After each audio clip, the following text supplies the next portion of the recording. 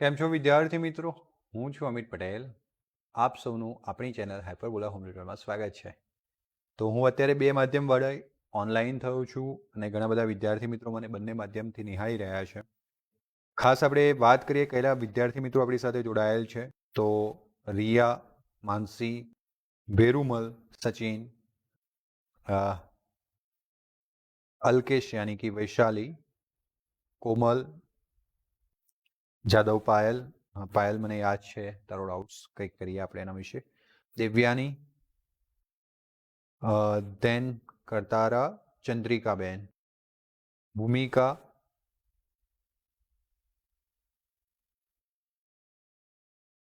શાલિની આપણી સાથે જોડાયેલ છે, ખુશ આપણી સાથે જોડાયેલ છે, દિગ્વિજય પરમાર આપણી સાથે જોડાયેલ છે. Good evening.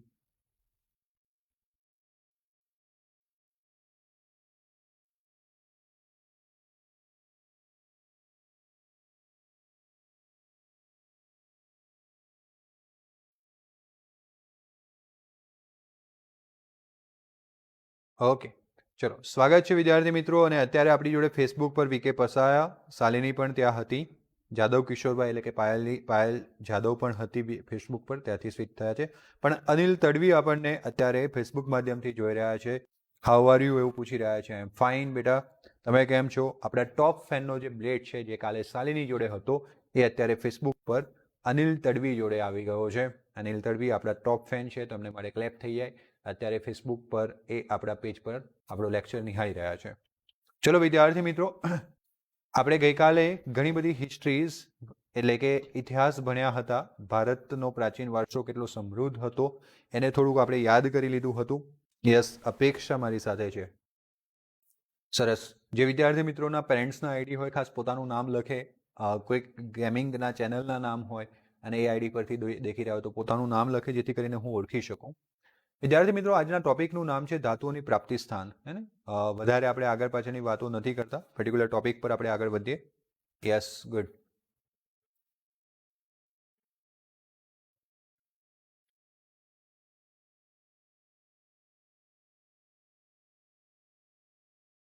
ઓકે, તો કેટલાક તત્વો જેવા કે કાર્બન, સલ્ફર, ગોલ્ડ અને ઉમદા વાયુઓ પૃથ્વીના પોપડામાં મુક્ત અવસ્થામાં મળી આવે છે. સિમ્પલી મુક્ત અવસ્થામાં આપણને મળી આવતા હોય છે.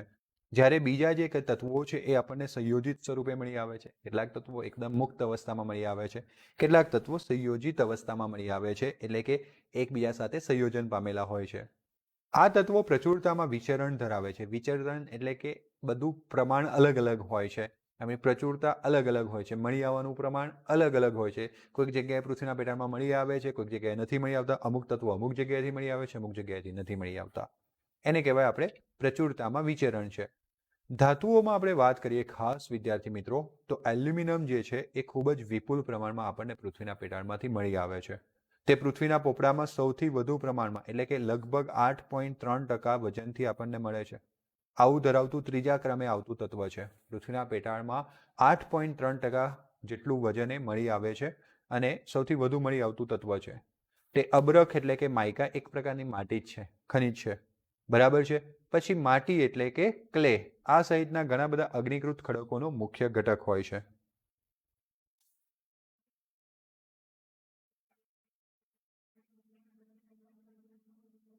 હા, વાંધો નહીં, કરી શકો, તમે કરી શકો ભેરુમલ, ચાલશે. ટેલિગ્રામમાં બધા મેસેજ કરી શકે છે.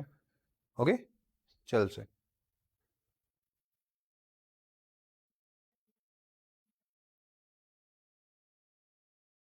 ઇટ્સ ઓકે, બટ હવે આ જે છે રાવણ ગેમિંગ પરમાર જે છે, મતલબ તમે તમારું નામ લખી શકો પછી કોમેન્ટ કરો. નામ લખીને કોમેન્ટ કરો અગર તમારી ચેનલ્સ અથવા આઈડી જે છે બીજા નામે હોય તો. ચલો બેટા વિદ્યાર્થી મિત્રો, ભણવાની વાત કરીએ હવે. તો આપણે જોયું તેમ પૃથ્વીના પેટાળમાંથી સૌથી વધુ પ્રમાણમાં મળી આવતી જે ધાતુ છે ને વિદ્યાર્થી મિત્રો, એ છે એલ્યુમિનિયમ. અને વજનથી લગભગ 8.3% મળી આવે. 100 ગ્રામ વજન નમૂનો લાવો તો એમાં 8.3% હોય છે એલ્યુમિનિયમ. બીજી વાત કરીએ તો તે કયા ખડકોમાંથી, અબરખ છે, પછી માટી છે, એ સહિત ઘણા બધા અગ્નિકૃત ખડકોમાંથી મુખ્ય ઘટક તરીકે આપણને મળી આવે છે. કોણ? એલ્યુમિનિયમ. એલ્યુમિનિયમ કેટલાક જેમસ્ટોન, અને એટલે આપણે જેને હીરા, રૂબી, માણેક કહેતા હોઈએ છે ને, એમાં Al2O3 ના અશુદ્ધ સ્વરૂપે જોવા મળતું હોય છે. ઉદાહરણ તરીકે માણેક એટલે કે રૂબી, નીલમ એટલે કે સેફાયર, આવા જેમસ્ટોન ચમકતા પથ્થરો અનુક્રમે ક્રોમિયમ અને કોબાલ્ટ એટલે કે માણેકમાં ક્રોમિયમ અને નીલમમાં કોબાલ્ટની અશુદ્ધિઓ તરીકે આપણને જોવા મળતા હોય છે. પ્રચુરતા એટલે પ્રમાણ. પ્રચુરતા એટલે પ્રમાણ. આયન જેને આપણે લોખંડ અથવા લેહ કહીએ છીએ. આયન એટલે શું બેટા? લોખંડ અથવા તો લોહ ઘણી વખત આપણે કહેતા હોઈએ છીએ. તો આ જે છે પૃથ્વીના પોપડામાં સૌથી વધુ પ્રમાણમાં મળી આવતી ધાતુ છે.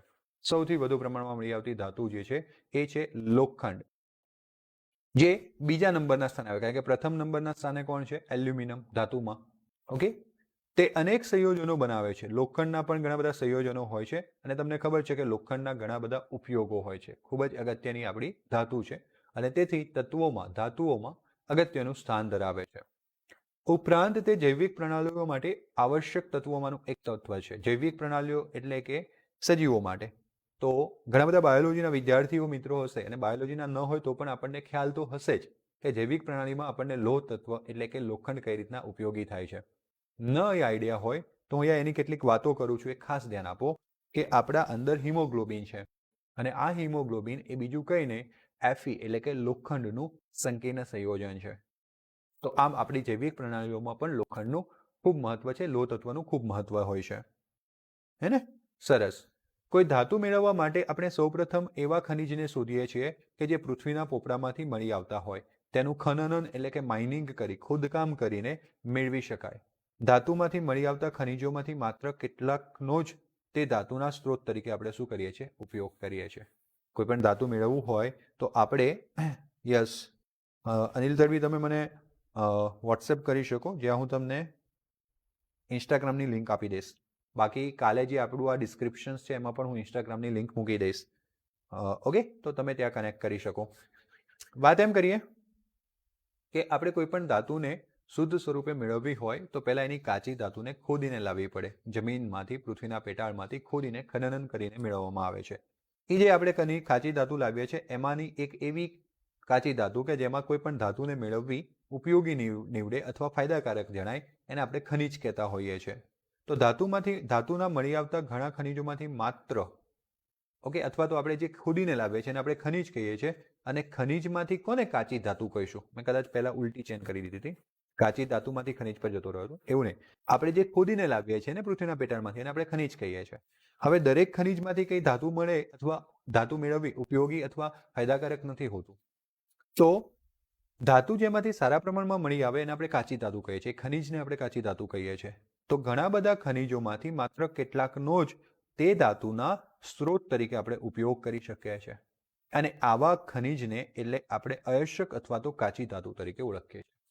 અને એના માટે તમને કહીએ ઘણું મોટું એક નાનકડું ટેબલ, મોટું તો નહીં, એક નાનકડું કોઠો આપેલો છે જે તમારે MCQ અને શોર્ટ ક્વેશ્ચન્સ માટે ખાસ યાદ કરી લેવો. જોકે હું તમને અહીંયા ગાઈડ કરું છું, બરાબર, પણ યાદ રાખવાની જિમ્મેદારી તમારે છે. યાદ રાખવાનો એક સિમ્પલ રસ્તો છે, આ કોઠો તમારા હાથેથી લખીને બનાવી દો પેજમાં અને એ જ્યાં તમે રોજ વાંચવા બેસતા હોય એ જગ્યા પર ચિપકાવી દો અને રોજ એને એકવાર વાંચો, રોજ. તો રોજ વાંચવાથી તમને યાદ રહી જશે, ભૂલ નહીં પડે. એક માર્ક્સના જે ક્વેશ્ચન્સ હશે એમાં તમે માર્ક્સ કરી શકશો, સ્કોર કરી શકશો. તો માનો કે ધાતુ આપણે એલ્યુમિનિયમની વાત કરીએ તો એની કાચી ધાતુ અયસ્ક કોણ છે? બોક્સાઇટ. એનું સંગઠન શું છે એટલે કે સૂત્ર શું છે? AlOxOH 3 - 2x, જ્યાં એક્સની કિંમત છે એ 0 થી 1ની વચ્ચે હોઈ શકે. બિનતત્વ યોગમિતિ સંયોજન થયું. જો કે તમે બોક્સાઇટને ધોરણ 10માં Al2O3 સ્વરૂપે ભણ્યા હતા. શેના તરીકે ભણ્યા હતા? Al2O3. પણ આ Al2O3માં સાથે H2O પણ હોય અને આમાંથી પછી HOH અહીંયા OH લેવામાં આવેલું છે. ઓકે, કંઈ વાંધો નહીં, આપણે આ બધું ભૂલી જઈએ જે 10માં ભણ્યા હતા, આપણે આને યાદ રાખીએ. પછી એલ્યુમિનિયમની બીજી જે કાચી ધાતુ છે ને, એ કાચી ધાતુનું નામ છે કેઓલિનાઇટ, જે માટીના સ્વરૂપે મળે છે. કેઓલિનાઇટ, અને જેનું અણુસૂત્ર છે Al2OH4Si2O5, અને જે સંકીર્ણ સંયોજન જેવું છે. હવે આપણે વાત કરીએ લોખંડ. લોખંડની પ્રથમ કાચી ધાતુ છે એનું નામ છે હેમાઇટ, જે ઓક્સાઇડ સ્વરૂપે છે Fe2O3.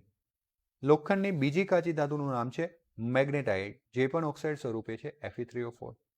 લોખંડની ત્રીજી કાચી ધાતુનું નામ છે સિડેરાઇટ, જે છે કાર્બોનેટ સ્વરૂપે FeCO3, લોખંડનો કાર્બોનેટ. લોખંડની ચોથી કાચી ધાતુનું નામ છે આયર્ન પાયરાઇટ્સ, જે છે સલ્ફાઇડ સ્વરૂપે FeH2. હવે વાત કરીએ કોપરની. કોપરની પ્રથમ કાચી ધાતુ છે કોપર પાયરાઇટ્સ, જે છે CuFeS2. પછી છે મલેકાઇટ, CuCO3 CuOH ટ્વાઇસ, કમ્પોઝિશન્સમાં હોય છે, જોડે હોય છે, મિશ્રણમાં હોય છે, યા ડોટ મૂકવાનો છે, અલ્પવિરામ નહીં. ક્યુપ્રાઇટ જે છે એ છે Cu2O, કોપરનો ઓક્સાઇડ છે, પણ આમાં કોપર જે છે +1 સ્વરૂપે છે, +1 ઓક્સિડેશન અવસ્થા ધરાવે છે, Cu+. અને કોપર ગ્લાસ જે કોપરનો સલ્ફાઇડ છે, Cu2S. હવે વાત કરીએ તો ઝીંકમાં ઝીંક બ્લેન્ડ, જેને ઝીંક સલ્ફાઇડ અથવા તો ઝીંક બ્લેન્ડનું જ બીજું નામ છે સફાલેરાઇટ. પછી કેલેમાઇન જે ઝીંકનો કાર્બોનેટ છે, અને ઝીંકાઇટ જે ઝીંકનો ઓક્સાઇડ છે. બરાબર, તો આમના અણુસૂત્ર સાથે નામ આપણે યાદ રાખવાના છે. સીધો પ્રશ્ન પૂછાય કે લોખંડની કાચી ધાતુઓ કઈ, તો તમે ફટાફટ લખી દેશો હેમેટાઇટ, મેગ્નેટાઇટ, સિડેરાઇટ, આયર્ન પાયરાઇટ્સ. આવું પ્રશ્ન પૂછાય કે લોખંડની કાચી ધાતુઓ અણુસૂત્ર સાથે લખો, એટલે તમારે જમણી બાજુના અણુસૂત્રો લખવા પડે. હેમેટાઇટ એટલે Fe2O3, મેગ્નેટાઇટ એટલે Fe3O4, આયર્ન પાયરાઇટ્સ આયર્ન પાયરાઇટ્સ એટલે FeS2, સિડેરાઇટ એટલે FeCO3. આવી રીતના આપણે લખવું પડે. પણ એમસીક્યુમાં તમને ઘણી વખત એ પૂછાતું હોય છે કે નીચેનામાંથી કઈ લોખંડની કાચી ધાતુ છે કે નહીં, એટલે આપણે જાણતા હોઈએ તો પસંદ કરી શકીએ. પણ તમને આવું પૂછાય કે 1 માર્ક્સના ક્વેશ્ચનમાં એમસીક્યુ ન આપે અને એવું પૂછાય કે લોખંડની કાર્બોનેટ સ્વરૂપની કાચી ધાતુ જણાવો, તો ઘણા બધા લોકો ગૂંચવાઈ જાય છે. કારણ કે હવે આમાં તમારે વિચારવું પડે કે લોખંડની બધી કાચી ધાતુઓ વિચારવી પડે, એમાં કાર્બોનેટ સ્વરૂપે અણુસૂત્ર આવડવું જોઈએ FeCO3, અને પછી એનું નામ આવડવું જોઈએ સિડેરાઇટ. સમજ એમ પડી? આવો પ્રશ્ન પૂછાય. તમને આવો પ્રશ્ન પણ પૂછાઈ શકે કે ઝીંકની કાર્બોનેટ સ્વરૂપની અશુદ્ધિ કાચી ધાતુ કઈ છે, તો ઝીંકની કાર્બોનેટ સ્વરૂપની કાચી ધાતુ છે કેલેમાઇન.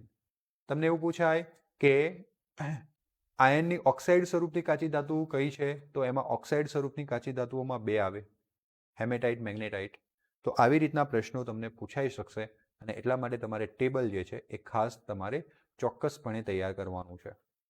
કોઈ ચોક્કસ તત્વ વિવિધ સંયોજન સ્વરૂપે હોય છે, અને તત્વની તેના સંયોજનોમાંથી અલગીકરણનો પ્રક્રમ એવો હોવો જોઈએ કે જે રાસાયણિક રીતે સુગમ અને વ્યાપારિક દ્રષ્ટિએ ટકી રહેતો હોવો જોઈએ. રાસાયણિક રીતે સુગમ એટલે કે રાસાયણિક રીતે બની શકે તેવો, અને વ્યવહારિક રીતે ટકી રહે તેવો, મતલબ કે એનો કોસ્ટિંગ્સ વગેરે વ્યવહારુ હોવો જોઈએ.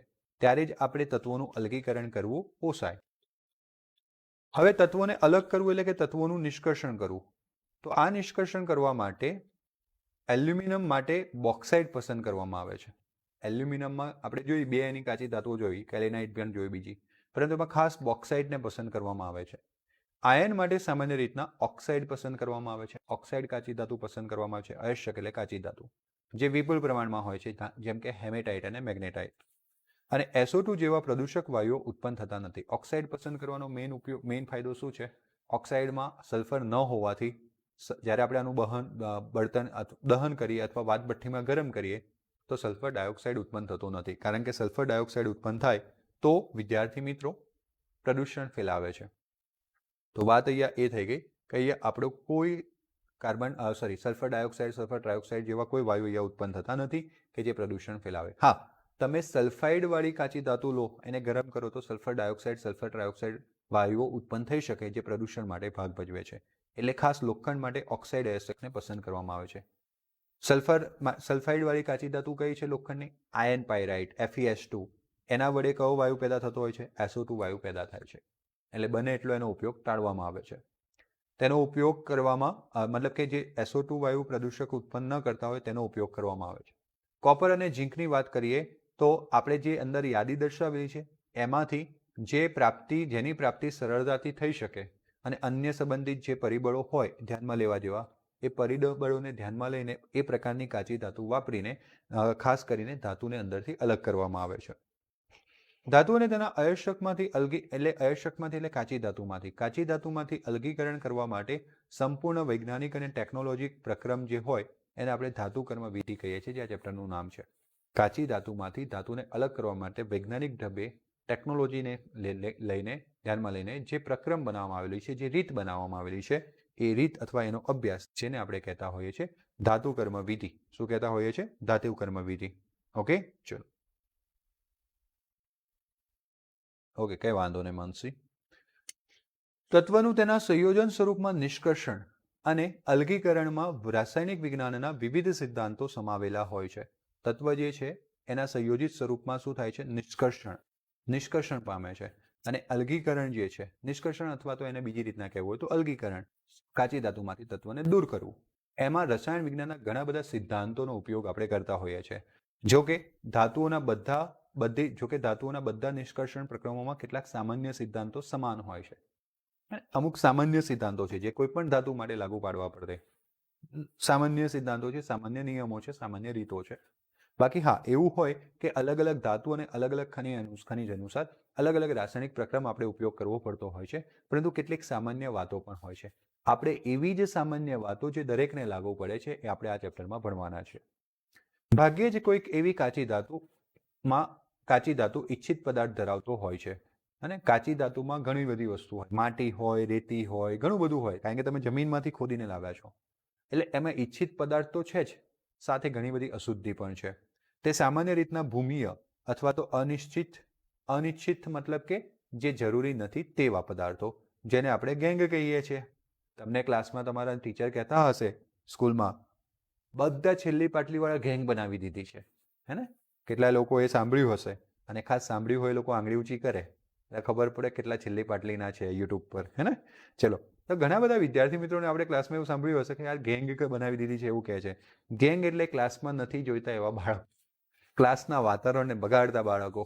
આવી રીતના ફની લેંગ્વેજમાં આપણે આવી જઈએ આપણા ટોપિકમાં, તો ખનિજની અંદર એવી વસ્તુઓ કે જે ઇચ્છનીય નથી, જેમ કે માટી છે, રેતી છે. ઓકે, કિંજલ પણ આમાં આવે છે. વાહ, શાલિની પણ આવી જાય છે ગેંગમાં. સરસ, હે ને? સરસ સરસ. ચલો, તો ખનિજમાં પૃથ્વીના પેટાળમાંથી આપણે જે ખનિજ લઈને આવ્યા છે એ ખનિજની અંદર જે નાની નાની રેતી, પથ્થરના કાંકરા હોય, બરાબર, એ અનિચ્છનીય વસ્તુઓ છે જેને આપણે ગેંગ કહીશું. ધાતુ સિવાયની દરેક વસ્તુ જેને આપણે શું કહીશું? ગેંગ. તેના વડે સંદૂષિત થયેલી હોય છે અને ધાતુઓના અયસ્કમાંથી એટલે કે કાચી ધાતુમાંથી નિષ્કર્ષણ અને અલગીકરણના તબક્કાઓ નીચે મુજબ થાય. એટલે કેટલાક સામાન્ય તબક્કાઓ દરેક ધાતુઓ માટે લાગુ પડતા હોય એવા તબક્કાઓ અહીંયા છે. તો સમજો. સરસ, બેરુમલ. ઓકે, તો કેટલાક તબક્કાઓ છે. એમાં પહેલું છે કાચી ધાતુનું સંકેન્દ્રણ. આ સંકેન્દ્રણમાં બને એટલી ગેંગને દૂર કરવાની છે, અશુદ્ધિને દૂર કરવાની છે, બરાબર. પછી સંકેન્દ્રિત થયેલી ધાતુમાંથી અલગન. અલગન મતલબ કે ધાતુને અલગ કરવાની છે સંકેન્દ્રિતકરણ કર્યા પછી. એ કર્યા પછી ધાતુનું પાછું શુદ્ધિકરણ કરવું પડશે, કારણ કે ધાતુ તમને એકદમ પ્યોર નહીં મળે. તો આવી રીતના કેટલાક 3 તબક્કાઓ થઈ ગયા. પહેલા સંકેન્દ્રણ કરવાનું, સંકેન્દ્રણ કરેલી ધાતુમાંથી ધાતુને અલગ કરવાની, અને પછી અલગ કરેલી ધાતુને શુદ્ધિકરણ કરવું. આવી રીતના 3 બધા માટે વપરાતા સામાન્ય તબક્કાઓ છે. આપણે એક પછી એક વસ્તુ વિશે સમજવાના છે. આ એકમમાં આપણે પ્રથમ અયસ્કના અસરકારક સંકેન્દ્રણ માટેની અલગ અલગ તબક્કાઓની ચર્ચા કરીશું, અલગ અલગ રીતોની ચર્ચા કરીશું. ત્યારબાદ આપણે કેટલાક સામાન્ય ધાતુકર્મ વિધિના પ્રક્રમોના સિદ્ધાંતોની ચર્ચા કરીશું. અને તે સિદ્ધાંતોમાં આપણે ઉષ્માગતિશાસ્ત્ર અને સંકેન્દ્રણ અયસ્કમાં ધાતુમાં અસરકારક રિડક્શન માટે સમાવિષ્ટ વિદ્યુત રસાયણની બાબતોની પણ શું કરવાના છે? ચર્ચા કરવાના છીએ. તો ચલો, જે ચર્ચા કરવાની છે એમાં તો વધારે સમજાવવાનું છે નહીં, પરંતુ ટોપિકનું નામ છે અયસ્ક એટલે કે કાચી ધાતુનું સંકેન્દ્રણ. કાચી ધાતુનું સંકેન્દ્રણ આપણે કઈ રીતના કરી શકીએ? તો આપણે વાત કરી તેમ ધાતુ, ખનિજ, કાચી ધાતુ જેને આપણે જમીનમાંથી ખોદીને લાવ્યા છે, એની અંદર ઘણી બધી અશુદ્ધિ હોય છે, ગેંગ હોય છે. આ ગેંગ એટલે કે અનિચ્છનીય પદાર્થો, જેમ કે રેતી હોય અંદર, માટી હોય, આ બધાને અયસ્કમાંથી દૂર કરવું, કાચી ધાતુમાંથી દૂર કરવું જરૂરી છે. અને એને સંકેન્દ્રણ કહેવાય, એને સજાવટ કહેવાય કાચી ધાતુની, એને સંપરિષ્ટીકરણ કહેવાય. આવા 3 નામથી અલગ અલગ તરીકે ઓળખવામાં આવે છે. હવે પરીક્ષામાં પૂછાતો પ્રશ્ન છે, હજુ સુધી પૂછાયો નથી પણ મારા મતે પૂછાવવો જોઈએ. એવું પૂછાય કે કાચી ધાતુનું સંપરિષ્કરણ સમજાવો. એટલે બધા માથું ખંજવાળે, એટલે આ શું આવ્યું? આવું તો કંઈ વાંચ્યું જ નથી. એટલે આપણે આ 2 શબ્દો પર તમને પૂછે કાચી ધાતુની કાચી ધાતુની સજાવટ સમજાવો. સજાવટ એટલે શું હશે? મગજમાં એવા પ્રશ્નો થાય, કારણ કે આ 2 શબ્દો જનરલી આપણે છોડી દેતા હોઈએ છીએ. છોડવાના નહીં વિદ્યાર્થી મિત્રો. સંપરિષ્કરણ પૂછે, અથવા તો સજાવટ પૂછે, અથવા તો સંકેન્દ્રણ પૂછે, વાત આ જ પોઈન્ટની આવે. સમજાઈ ગઈ હે ને? ઓકે. સંકેન્દ્રણ માટે આગળ વધતા પહેલા આપણે અયસ્યક એટલે કે કાચી ધાતુનું ક્રમણ અથવા તો વર્ગીકરણ કરવામાં આવે છે અને યોગ્ય માપમાં કચરવામાં આવે છે. સૌથી પહેલો તબક્કો એવો છે સંકેન્દ્રણ કરો અને સંકેન્દ્રણ કરો. ઓકે, વૈશાલી આપણી સાથે છે ને? વૈશાલી નામ છે ને બેટા? ઓકે, સરસ. વૈશાલી પરમાર, યસ. હા, તો વાત એમ હતી, સંકેન્દ્રણ માટે જો આપણે આગળ વધવું હોય તો પહેલા કાચી ધાતુને કચરવામાં આવે, પાવડર બનાવી દેવામાં આવે. શું બનાવી દેવામાં આવે? પાવડર બનાવી દેવામાં આવે છે. તે કેટલાક તબક્કાઓ પછી એને વર્ગીકરણ કરવામાં આવે કાચી ધાતુ પ્રમાણે, કારણ કે સજાવટ કરવાની, સંકેન્દ્ર કરવાની, સંપરિષ્કરણ કરવાની રીતો અલગ અલગ છે. કઈ રીત કઈ કાચી ધાતુ માટે લાગુ પાડવું એ કાચી ધાતુના આધારે એને વર્ગીકરણ કરવામાં આવે છે. તે કેટલાક તબક્કાઓનો સમાવેશ કરે છે અને આ તબક્કાઓની પસંદગી હાજર ધાતુના સંયોજનના અને ગેંગના ભૌતિક ગુણધર્મો ઉપર આધાર રાખે છે. કહેવાનો મતલબ એમ છે કે સંકેન્દ્રણ કરવાની અલગ અલગ પદ્ધતિઓ હોય છે અને આ પદ્ધતિમાંથી કઈ પદ્ધતિ પસંદ કરવી એ અંદર રહેલી કાચી ધાતુનો સંયોજન છે અથવા તો કાચી ગેંગનો જે અંદર જે ગેંગ રહેલી છે એ બંનેના જે ભૌતિક ગુણધર્મો છે એના પર આધાર રાખે છે. ધાતુના પ્રકાર, પ્રાપ્ય સગવડતાઓ અને પર્યાવરણ પરિબળોને પણ આપણે ધ્યાનમાં લેતા હોઈએ છીએ. અને જે ધાતુના પ્રકાર હોય છે, પ્રાપ્ય સગવડતાઓ હોય છે આપણી જોડે, પર્યાવરણીય પરિબળો આપણા કયા કયા છે એને આપણે ધ્યાનમાં લેતા હોય છે. આપણી જોડે જે અલગ અલગ ધાતુના પ્રકાર છે, અલગ અલગ પ્રાપ્ય સગવડતાઓ છે, કારણ કે ઘણી વખતે ધાતુઓ મળી જતી હોય છે, ખનિજ મળી જતી હોય, પણ સગવડતાઓનો અભાવ હોય છે. તો કઈ સગવડતાઓ આપણે છે એ રીતના આપણે એમાં ખાસ ધ્યાન રાખતા હોઈએ છીએ પદ્ધતિને ચૂઝ કરવામાં. અને ખાસ કરીને પર્યાવરણીય પરિબળો પણ આપણે ધ્યાન રાખતા હોઈએ છીએ. યસ, વીકે પસાયાને સેરરનો બેટ મળી ગયો છે અને શેર કરી છે એમની પોસ્ટ આપણી ગૂગલ ફેસબુક પર. ગોપાલ ચૌહાણ આપણી સાથે જોડાયેલ છે. યસ, ચલો ધ્યાન આપજો. તો આપણે અલગ અલગ પદ્ધતિઓ વિશે વાત કરીએ. એમાં સૌથી પહેલી પદ્ધતિ છે બેટા જલ્ય પ્રક્ષાલન. કઈ પદ્ધતિ છે? જલ્ય પ્રક્ષાલન. આ પદ્ધતિમાં અયસ્યક એટલે કે કાચી ધાતુ અને ગેંગના વિશિષ્ટ ઘનતાના તફાવત પર આધારિત છે.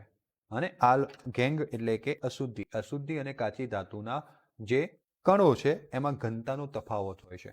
એના પર આધારિત જે પદ્ધતિ છે એને આપણે જલ્ય પ્રક્ષાલન પદ્ધતિ કહીએ છીએ. એટલે જ ઘનતા અલગીકરણ પણ એને કહેવામાં આવતું હોય છે. તમને હવે પૂછાય કે કાચી ધાતુના સજાવટની ઘનતા અલગીકરણ પદ્ધતિ સમજાવો, એટલે આપણે એમ કહીએ આ તો આવ્યું જ નથી. અરે આવી ગયું છે. સજાવટ એટલે સંકેન્દ્રણ, ઘનતા અલગીકરણ એટલે કે જલ્ય પ્રક્ષાલન. એટલે આવી રીતના પ્રશ્નો જ્યારે ટ્વિસ્ટ થઈને પૂછાય તો ખાસ ધ્યાન આપજો. આવા એક પ્રકરણમાં ઉપર તરફ જતા પાણીના વહેણનો ઉપયોગ ચૂર્ણ કરેલ એટલે કે પાવડર કરેલ કાચી ધાતુને ધોવા માટે વાપરવામાં આવે છે. હલકા ગેંગ કણો એટલે કે માટીના કણો, જે રેતીના હલકા કણો છે, ધાતુ ભારે હોય ને એટલે નીચે બેસી જાય, રેતીના કણો છે એ બધું ધોવાઈ જાય અને ભારે અયસ્યક એટલે કે કાચી ધાતુ પાછળ રહી જાય. અને સિમ્પલ હું તમને બતાવું તો આવી કંઈક રચના કરવામાં આવે, જસ્ટ ફોર ડેમોન્સ્ટ્રેશન, ખાલી બતાવવા માટે, સમજવા માટે. આવી રીતના પાઇપ હોય અને અહીંયાથી ધીમો પાણીનો પ્રવાહ અંદર જવા દેવામાં આવે. એટલે અહીંયા શું થાય? પાણી ભરાઈ જાય આટલા સુધી, પછી અહીંયાથી આમ ઢળશે ને પાણી આગળ જશે. હવે અહીંયા શું થશે? જે કંઈ મોટી કાચી ધાતુ છે એ કાચી ધાતુ અહીંયા નીચે બેસી જશે. તમને ખબર છે, ઘનતાના કારણે મોટા કણો નીચે બેસી જાય અને નાના કણો છે અહીંયા તરશે, એ પાણી સાથે અહીંયા જશે. પાછું અહીંયા કાચી ધાતુ ભૂલે ચૂકે આગળ આવી ગઈ હોય, એ કાચી ધાતુનો પટ્ટો નીચે રચાઈ જશે અને માટી અને જે રેતીના કણો છે એ આગળ ધોવાશે. આવી રીતના પાછી કાચી ધાતુ અહીંયા એકત્રિત થશે, માટી કણોના રેતા આગળ જશે. આવી 2-4 સ્ટેપ કરવામાં આવે એટલે કાચી ધાતુ અલગ થઈ જાય અને માટી અને રેતીના કણો જે છે એ ધોવાઈ જાય. ઓકે, સમજણ પડી ગઈ આટલા સુધી? હા કે ના? આંગળી ઊંચી કરો. બીજી એક પદ્ધતિ છે જેનું નામ છે ચુંબકીય અલગીકરણ. નામ પરથી ખબર પડી જાય કે અંદર આપણે ચુંબક વાપરવાના છે. શું વાપરવાના છે? ચુંબક. આ કાચી ધાતુના સંયોજનોમાં ચુંબકીય ગુણધર્મના તફાવત પર આધારિત છે. કાચી ધાતુ અને ગેંગ એટલે કે અશુદ્ધિ, આ બેમાંથી એક જો ચુંબકીય ક્ષેત્ર વડે આકર્ષિત થવાને માટે સક્ષમ હોય તો આવું અલગીકરણ કરવામાં આવતું હોય છે. અને આ જે છે ચુંબકીય અલગીકરણ પર આધારિત છે. ઓકે, કાચી ધાતુ અથવા તો અશુદ્ધિ. બંનેમાંથી કોઈ એક ચુંબક વડે આકર્ષાવું જોઈએ અને બીજું ચુંબક વડે આકર્ષાવું ન જોઈએ. તો જ આપણે આને શું કરી શકીએ? અલગ કરી શકીએ. હે ને? જેમ કે લોખંડનો ભૂકો, બરાબર છે, એ મીઠામાં ભેગો થઈ ગયો હોય. યસ વૈશાલી, બોલો બેટા. યસ, સરસ. હા બોલ્યા છે. તો લોખંડનો ભૂકો મીઠામાં ભેગો થઈ ગયો તો આપણે આમ ચુંબક ફેરવીએ, બરાબર, ચુંબક ફેરવીએ એટલે લોખંડનો ભૂકો અંદર ચોંટી જાય. ક્લિયર? એવી જ રીતના અહીંયા આપણે કામ કરવાનું છે. આર્યન ખાસ કરીને આપણને ખબર પડી ગઈ કે ચુંબક આવ્યું એટલે લોખંડ જ આવે. તો લોખંડની જે કાચી ધાતુ છે એ ચુંબક વડે આકર્ષાય છે, જ્યારે રેતી અને માટી ચુંબક વડે આકર્ષાતા નથી. તેથી બિનચુંબકીય અશુદ્ધિઓ જેવી કે રેતી અને માટીના અલગીકરણ આના દ્વારા કરી શકાય. આપણે જે દળેલી કાચી ધાતુ છે પાવડર સ્વરૂપે એને આવી રીતના પટ્ટા પર પડવા દઈએ, અને આ પટ્ટા પર એને પડવા દઈએ, જેને આપણે કન્વેયર બેલ્ટ કહીએ છીએ, વહન કરતો પટ્ટો. એના પર પડવા દેવામાં આવે છે, જેથી ચુંબકીય પદાર્થો બેલ્ટ દ્વારા આકર્ષાઈને નજીકમાં રહે. આ બેલ્ટ જેમ આગળ જાય તેમ કાચી ધાતુ આગળ જાય. અહીંયા આપણે ચુંબક લગાવેલું છે આ પૈડા પર, એટલે ચુંબકીય કણો પટ્ટાને છોડશે નહીં. અને જેવી રીતના પેલું તમે આમ કરીને કંપાસની નીચે ચુંબક રાખતા હતા, યસ, અને તમે શું કરતા હતા? ઉપર સિક્કો મૂકી દેતા હતા અને નીચે ચુંબક ફેરવો, ઉપર સિક્કો ફરતો હતો ને, એમ અહીંયા પકડી રાખશે. અને ચુંબકીય કણો પછી અહીંયા જઈને જ્યારે પટ્ટો છૂટો પડશે ચુંબકથી, એટલે આ કણો પણ છૂટા પડી જશે. જેને ચુંબક પ્રત્યે આકર્ષણ નથી એવા કણો આવી રીતના દૂર ફેંકાશે. આમ બિનચુંબકીય કણો અહીંયા ભેગા થશે અને ચુંબકીય કણો અહીંયા ભેગા થશે. જો લોખંડ અશુદ્ધિ તરીકે હોય તો લોખંડ આમ અલગ થઈ જશે અને કાચી ધાતુ આમ અલગ થઈ જશે. જો લોખંડમાં અશુદ્ધિ હોય તો લોખંડ અહીંયા ભેગી થશે અને અશુદ્ધિ દૂર જતી રહેશે. એટલે આપણે બે અલગ અલગ જ નામ આપેલા છે, ચુંબકીય કણો અને બિનચુંબકીય કણો. તો બહુ જ બિલકુલ સિમ્પલ પદ્ધતિ હતી. હવે એક પદ્ધતિનું નામ છે, બીજી એક પદ્ધતિ જે તમે જાણો છો એના વિશે, એનું નામ છે ફીણ પ્લવન પદ્ધતિ. કઈ પદ્ધતિ છે? ફીણ પ્લવન પદ્ધતિ. પણ ધોરણ 10ની થિયોરી નથી લખવાની, ઘણી બધી ઇન્ફોર્મેશન અહીંયા આપણે એડ કરવાના છે, એટલે આપણે એની સાથેની જ ચર્ચા કરીશું. આ પદ્ધતિમાં ગેંગ જે છે એને સલ્ફાઇડયુક્ત અયસ્કમાંથી દૂર કરવા માટે ઉપયોગમાં લેવામાં આવે છે. જો તમારી જોડે સલ્ફાઇડયુક્ત કાચી ધાતુ હોય તો એમાંથી તમે ગેંગ એટલે કે અશુદ્ધિને દૂર કરવા માંગો છો, તો આપણે આ જે ફીણ પ્લવન પદ્ધતિ છે એનો ઉપયોગ કરતા હોઈએ છીએ. આ પદ્ધતિમાં પાવડર કરેલી કાચી ધાતુનું પાણી સાથે નિલંબન બનાવવામાં આવે છે. જે પાવડર કરેલી કાચી ધાતુ છે એની પાણી સાથેનું દ્રાવણ બનાવવાનું, જેને નિલંબન દ્રાવણ કહેવામાં આવે છે. કારણ કે અહીંયા નિલંબન દ્રાવણ બનતું હોય છે, ધાતુઓ અને બધું નીચે બેસી જાય છે. નિલંબન એટલે ખબર ને, રેતી વત્તા પાણી જેવું દ્રાવણ, રેતી જેમ નીચે બેસી જાય તેમ. હવે એની અંદર આપણે સંગ્રાહક એટલે કે કલેક્ટર અને ફીણ સ્થાયીકારક જે ફીણને સ્થાયી કરે એ ઉમેરવામાં આવે છે. કલેક્ટર જે ફીણ બનાવવાનું કામ કરશે અને કાચી ધાતુને ચારે બાજુથી ઘેરી લેશે, અને એટલે ફીણ બનશે. ફીણ ઉપર આવશે હલકું હોવાથી, એની સાથે કાચી ધાતુ ઉપર આવશે. હવે એ ફીણની અંદર કાચી ધાતુનો સંગ્રહ થતો હોવાથી એને આપણે સંગ્રાહક નામ આપ્યું. સંગ્રાહકો જેવા કે પાઇન ઓઇલ અને ફેટી એસિડ અથવા તો જેન્થેટ, તમે ખાલી ટર્પેન્ટાઇલ એવું કંઈક ભણ્યા હતા ધોરણ 10માં, પણ અત્યારે આપણે પાઇન ઓઇલ, ફેટી એસિડ અને જેન્થેટ, જેને આપણે સંગ્રાહકો કહીએ છીએ, જે ફીણ બનાવવાનું કામ કરે છે, જે કોની આજુબાજુ ફીણ બનાવશે?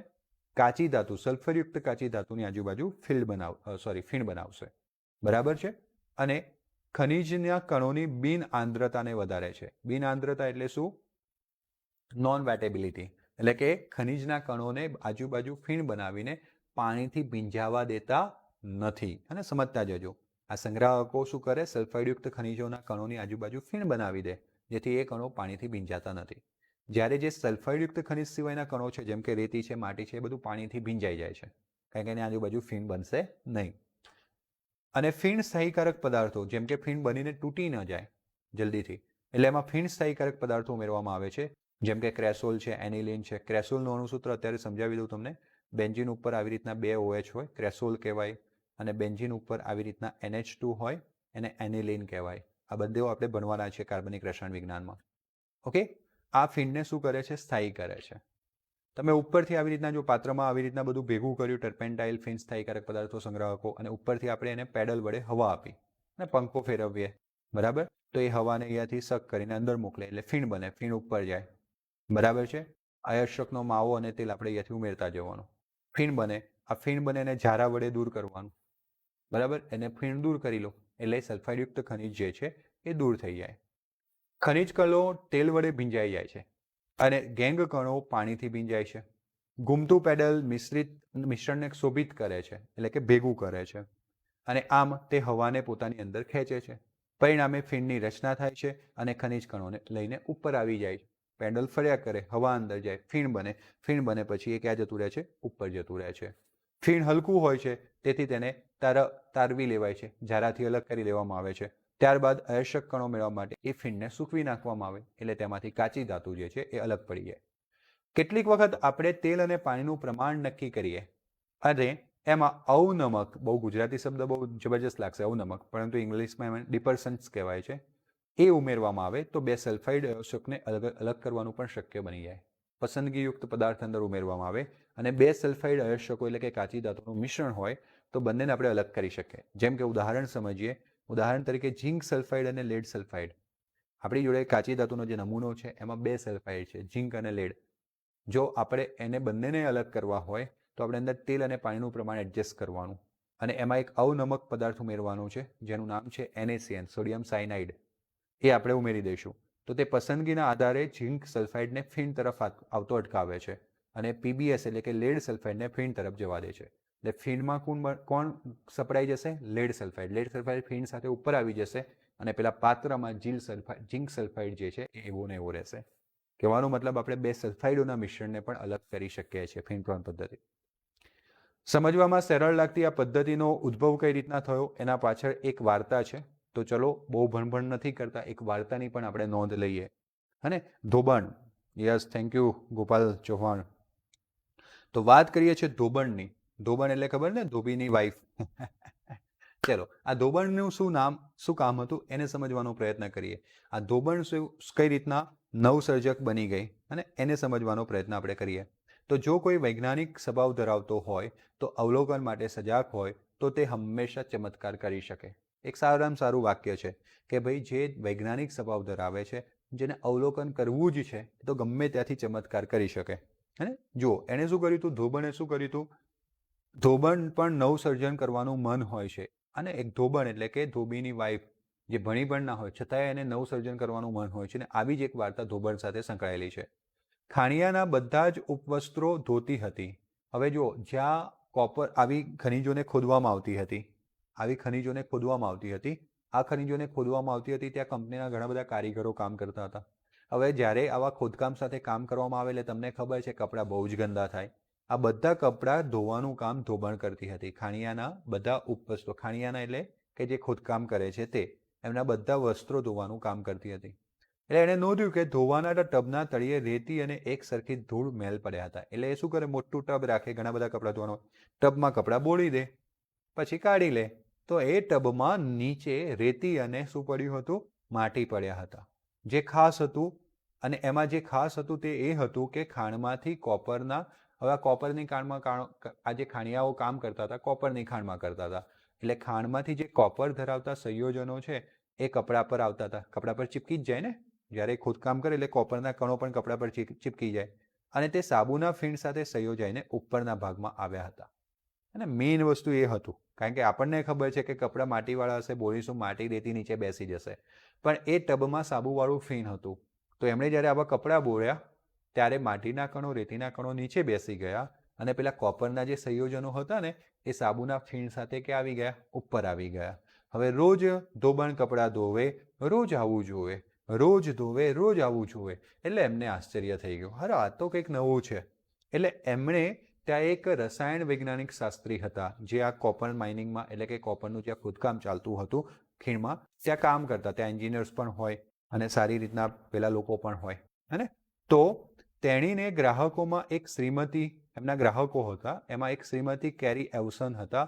એ રસાયણ શાસ્ત્રી હતા. ધોબણે આ શ્રીમતી એવર્સનને પોતાનો અનુભવ કીધો અને શ્રીમતી એવર્સને વિચાર્યું કે આ વિચારનો કોપર સંયોજનો તેમના ખડકીય અને ભૂમ્ય પદાર્થોમાંથી મોટા પાયા પર દૂર કરવા માટે ઉપયોગ કરી શકાય. તો આ ઓબ્ઝર્વેશન હતું ધોબણનું. અને ધોબણે જ્યારે કોઈક ઇન્ટેલિજન્ટ વ્યક્તિને કીધું, જે એની કામ સાથે કદી જોડાવાના નહોતા, એ રસાયણ શાસ્ત્રીને કીધું, રસાયણ શાસ્ત્રીને તો આઈડિયા આવી ગયો કે યાર કોપરની ધાતુને અને એની જે અશુદ્ધિ છે એને દૂર કરવા માટે આ વિચારનો આપણે મોટા પાયે ઉપયોગ કરી શકીએ તેમ છે. અને આ પ્રમાણે ફીણ પ્લવન પદ્ધતિ શોધાઈ, જેમાં ફીણ સાથે રાચી ધાતુની અયસ્કો ઉપર આવી જાય છે. એ સમયે કોપરની અયસ્કના નિષ્કર્ષણમાં, જેમાં ધાતુ સવિશેષ પ્રમાણમાં હતું, તે વપરાતી હતી. આમ ફીણ પ્લવન પદ્ધતિની શોધ પછી નિમ્ન કક્ષાની અયસ્કમાંથી પહેલા એવી કાચું ધાતુ વપરાતી હતી કે જેમાં કોપર વધારે હોય, પણ ફીણ પ્લવન પદ્ધતિ શોધાયા પછી એવી કાચી ધાતુઓ વપરાવા માંડી કે જેમાં કોપરનું પ્રમાણ ઓછું હોય અને માટી અને રેતીનું પ્રમાણ વધારે હોય તો પણ ચાલશે. ઓકે, અને તે ફાયદાકારક પણ જણાય. આમ વિશ્વમાં કોપરનું ઉત્પાદન વધી ગયું, અને ઉત્પાદન વધે તો તમને ખબર છે ધાતુ કેવી બનતી જાય, સસ્તી બનતી જાય. હે ને? તો આ વાત છે કોપરની, અને આ વાત છે ફીણ પ્લવન પદ્ધતિ કઈ રીતના શોધાઈ. ટ્રાય હશે મેથ્સના ક્લાસ ચાલુ કરવાનો, ઝડપથી કરીશું, પરંતુ થોડોક સમય આપજો. ઓકે, હવે એક છેલ્લી પદ્ધતિ છે કાચું ધાતુના સંકેન્દ્રીકરણમાં, જેનું નામ છે નિક્ષાલન, જેને આપણે લીચિંગ કહીએ છીએ. અને આને સમજવાનો પ્રયત્ન કરીએ તો નિક્ષાલન સામાન્ય રીતે કાચી ધાતુઓ જો કોઈ યોગ્ય દ્રાવકમાં દ્રાવ્ય હોય, જો કાચી ધાતુ કોઈ યોગ્ય દ્રાવકમાં દ્રાવ્ય હોય તો આપણે નિક્ષાલન પદ્ધતિનો ઉપયોગ કરતા હોઈએ છીએ. એમાં બે પદ્ધતિઓ છે. એમાં પહેલું સમજીએ, બોક્સાઇટમાંથી એલ્યુમિનાનું નિક્ષાલન. નવી છે એટલે ખાસ ધ્યાન આપજો, એટલે કે ઇન શોર્ટ ધોરણ 10માં આનો કોઈ પાયો નહોતો. એલ્યુમિનિયમની મુખ્ય આનો હતો, એના પછીની પદ્ધતિનો નહોતો. આનો ક્યાં હતો? એલ્યુમિનિયમનું નિષ્કર્ષણ તમે ભણ્યા હતા 2 સ્ટેપમાં. પહેલાં આપણે બોક્સાઇટમાંથી એલ્યુમિના બનાવી હતી, અને પછી એલ્યુમિનામાંથી આપણે એલ્યુમિનિયમ બનાવ્યું હતું હોલ હેરાઉલ્ડ પદ્ધતિની મદદથી. તો આ જે બોક્સાઇટમાંથી એલ્યુમિનાવાળી પદ્ધતિ છે આ રહ્યું. એલ્યુમિનિયમની મુખ્ય કાચી ધાતુ છે બોક્સાઇટ, જેના સામાન્ય રીતે સિલિકા SiO2, આયર્ન ઓક્સાઇડ એટલે કે FeO, અને ટિટાનિયમ ઓક્સાઇડ એટલે કે TiO2 અશુદ્ધિ સ્વરૂપે હોય છે. 3 વસ્તુ છે અશુદ્ધિ સ્વરૂપે. ચૂર્ણ એટલે કે પાવડર કરેલી કાચી ધાતુને આપણે 473 થી 523 કેલ્વિન તાપમાને 35 થી 36 બાર દબાણે NOH, જો કોઈક દ્રાવકમાં દ્રાવ્ય હોવું જોઈએ એવું આપણે કીધું હતું ને, એટલે આપણે સોડિયમ હાઇડ્રોક્સાઇડ લીધું, એના સાંદ્ર દ્રાવણ સાથે ગ્રંથિત એટલે કે ડાયજેસ્ટ કરવામાં આવે છે, ઇન્સ્ટન્ટ દ્રાવ્ય કરવામાં આવે છે. આ રીતે Al2O3 એટલે કે એલ્યુમિનાનું સોડિયમ એલ્યુમિનેટ બની જાય. એલ્યુમિનામાંથી સોડિયમ એલ્યુમિનેટ બની જાય. એના તરીકે નિષ્કર્ષણ એટલે અલગ કરવામાં આવે છે. જ્યારે જે અશુદ્ધિઓ હતી, અશુદ્ધિઓમાં કોણ હતું? એક હતું SiO2. શું હતું? SiO2. એ પણ આ દ્રાવકમાં ઓગળી જાય છે અને સોડિયમ સિલિકેટ બને છે. અન્ય અશુદ્ધિઓ નીકળી જાય છે, એટલે અન્ય અશુદ્ધિઓમાં FeO અને TiO2 જે દ્રાવકમાં દ્રવ્ય નથી એટલે નીકળી ગઈ. માટી અને એ તો બધું નીકળી જ જવાનું છે, પણ બીજા જે સંયોજનો અશુદ્ધિ સ્વરૂપે હતા એ પણ નીકળી ગયા. હવે અશુદ્ધિ સ્વરૂપે અગર કોઈ છે તો માત્ર કોણ છે? સિલિકા. હવે સમજીએ આ પ્રક્રિયા કઈ રીતના થઈ હશે. તો આપણી જોડે બોક્સાઇટમાં એલ્યુમિના હતું Al2O3, એની NaOH સાથેની પ્રક્રિયા પાણીની હાજરીમાં કરો એટલે NaAlOH4 બને, જેને સોડિયમ એલ્યુમિનેટ કહેવામાં આવે છે. સોડિયમ એલ્યુમિનેટ તરીકે ઓળખવામાં આવે છે. ઓકે, આ રહ્યું સોડિયમ એલ્યુમિનેટ. હવે દ્રાવણમાં આપણે શું કરીશું? હજુ દ્રાવણમાં આપણી જોડે સિલિકા એલ્યુમિનેટ છે. સિલિકા પણ સિલિકા એલ્યુમિનેટ નહીં, સિલિકા જે છે સોડિયમ સિલિકેટ સ્વરૂપે હાજર છે. સિલિકા સોડિયમ સિલિકેટ સ્વરૂપે હાજર છે. એલ્યુમિના સોડિયમ એલ્યુમિનેટ તરીકે હાજર છે.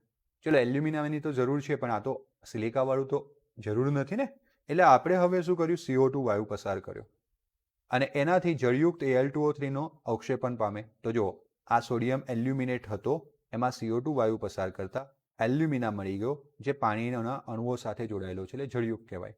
અને સોડિયમ જે હતો એ સોડિયમ હાઇડ્રોજન કાર્બોનેટ સ્વરૂપે દૂર થયો. અને આવું કરવાથી દ્રાવણમાં Al2O3 ના અવક્ષેપ મળે છે. શું મળે છે? અવક્ષેપ. અને આ તાજા બનાવેલા જળયુક્ત Al2O3 અગર આપણે અંદર ઉમેરી લઈએ, એલ્યુમિનિયમ ઓક્સાઇડના અવક્ષેપો અગર આપણે અંદર ઉમેરી દઈએ તો પ્રક્રિયા ઝડપી બની જાય છે. બીજરૂપા કરવામાં આવે તો અવક્ષેપણને પ્રેરિત કરે છે, મતલબ કે પ્રક્રિયા ઝડપી બની જાય છે. હવે આના અવક્ષેપ બની ગયા, જ્યારે પેલું સોડિયમ સિલિકેટ હજુ દ્રાવણમાં છે, એટલે કે પ્રવાહી સ્વરૂપે છે, અને આના આપણને અવક્ષેપ મળ્યા. આ જે અવક્ષેપ મળ્યા છે એને આપણે ગાળણ કરીને અલગ કરી શકીએ છીએ. ગાળણ કરીને શું કરી શકીએ છીએ? અલગ કરી શકીએ છીએ. સોડિયમ સિલિકેટ મેં તમને કીધું તેમ દ્રાવણમાં જ રહી જાય છે. આમ જળયુક્ત એલ્યુમિના એટલે કે Al2O3 ને ગાળી લેવામાં આવે, પછી ગરમ કરવામાં આવે. એને ગરમ કરશો એટલે પાણીના અણુ દૂર થઈ જશે, અને 1470 કેલ્વિન તાપમાને ગરમ કરવાનું છે. ત્યારે જ એને એલ્યુમિના અલગ થઈ જાય ઘન સ્વરૂપે, અને પાણીના અણુ બાષ્પીભવન થઈ જાય. ક્લિયર છે? આવી રીતના આપણને બોક્સાઇટમાંથી એલ્યુમિના મળ્યું. એવા બીજા ઉદાહરણોમાં આવે છે સિલ્વર અને ગોલ્ડ, એટલે કે Ag અને Au. આ બંને ધાતુઓ ધાતુ કર્મ વિધિમાં જે તે ધાતુનું NaCN અથવા KCN ના મંદ દ્રાવણ વડે O2 ની હાજરીમાં નિક્ષાલન કરવામાં આવે છે. નામ જ નિક્ષાલન છે. કહેવાનો મતલબ કે તમે ધાતુ લીધી, M એટલે ધાતુ, M તરીકે સિલ્વર અથવા ગોલ્ડ હોઈ શકે. એનું આ NaCN અથવા તો KCN ની હાજરીમાં, એટલે એમાંથી તમને CN માઇનસ આયન મળશે, એટલે આ રહ્યા CN માઇનસ આયન. દ્રાવણ છે એટલે કે પાણી આવશે જ, પાણીના અણુ બે જ. ઓક્સિજનની હાજરીમાં એટલે કે O2 લીધું. આ બધા પ્રક્રિયા કરે એટલે તમને MCN2 માઇનસ મળે. આ આયન છે સંકીર્ણ આયન છે, વત્તા તમને 4OH માઇનસ મળે. પણ આમાં માત્ર ને માત્ર ધાતુ જોડાઈ શકે, બાકી કોઈ અશુદ્ધિ જોડાશે નહીં, એટલે અશુદ્ધિઓ દૂર થઈ જશે. કઈ ધાતુ જોડાઈ શકશે? સિલ્વર અથવા તો ગોલ્ડ. પછી એનું વિસ્થાપન કરીને ધાતુ મેળવવામાં આવે. જેમ કે એ MCN2 માઇનસ આયન છે, એની ઝીંક સાથે પ્રક્રિયા કરવામાં આવે તો આ M નીકળી જાય, એની જગ્યાએ ઝીંક આવી જાય અને ધાતુ અલગ થઈ ગઈ. આને કહેવાય વિસ્થાપન. ઝીંક એમનું સ્થાન લઈ લે, એમ બહાર નીકળી જાય, એટલે ZnCN4 માઇનસ મળ્યું, 2M બહાર નીકળી ગયું. તો આપણે અહીંયા જે M લીધું તો એ અશુદ્ધ ધાતી હતી, અશુદ્ધ હતું, અને અહીંયા આપણે M મળ્યું એ શુદ્ધ મળી, મતલબ કે આપણે સંકેન્દ્રણ કરી લીધું. તો આવી રીતના સંકેન્દ્રણની વિદ્યાર્થી મિત્રો જેટલી પણ વાતો હતી એ આપણે પૂર્ણ કરી. હવે આપણે આવતીકાલના લેક્ચરમાં સંકેન્દ્રણ અયસ્કમાંથી અશુદ્ધ ધાતુનું નિષ્કર્ષણ શીખીશું. કે સંકેન્દ્રીકરણ કરેલી કાચી ધાતુ, હજુ ધાતુ તો મળી જ નથી, આ કાચી ધાતુઓ છે, એમાંથી આપણને ધાતુ કઈ રીતના મળે, એ ધાતુ પૂરેપૂરી શુદ્ધ નહીં હોય, એટલે આપણે હજુ એને અશુદ્ધ ધાતુ કહીશું. પછી અશુદ્ધ ધાતુમાંથી ધાતુનું શુદ્ધિકરણ વિશેની વાત કરીશું. ચલો ફટાફટથી તમારો અભિપ્રાય આપી દો.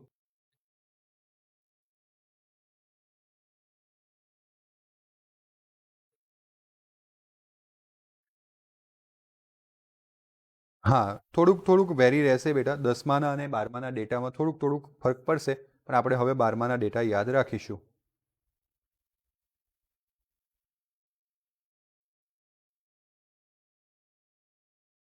ઓકે, સરસ. ઘણા બધા વિદ્યાર્થી મિત્રો આપણી સાથે જોડાયા, લેક્ચરને પૂરેપૂરો નિહાળ્યો. હવે મળીશું આપણે આવતીકાલના લેક્ચરમાં. ત્યાં સુધી બધાને ગુડ બાય. ખાસ તમારા મિત્રોમાં શેર કરો, મારા ફેસબુક પેજને લાઇક કરો, જેમણે બે બાકી રાખ્યું હોય. હું આજે પછી તમને લિંક શેર કરીશ ફેસબુક પેજની. અને બની એટલા આપણે મહત્તમ છોકરાઓ જોડે પહોંચી શકીએ, તમારા મિત્રો સાથે પહોંચી શકીએ, તમારા સગા સંબંધીઓના જે કંઈ છોકરાઓ હોય બોર્ડના એક્ઝામિનેશન્સ માટે પ્રિપરેશન કરતા હોય, બધા સાથે પહોંચી શકીએ એવી કંઈક આપણે આશા રાખીશું. મળીશું હવે આપણે આવતીકાલના લેક્ચરમાં. ત્યાં સુધી બધાને good bye. Take care. Good night.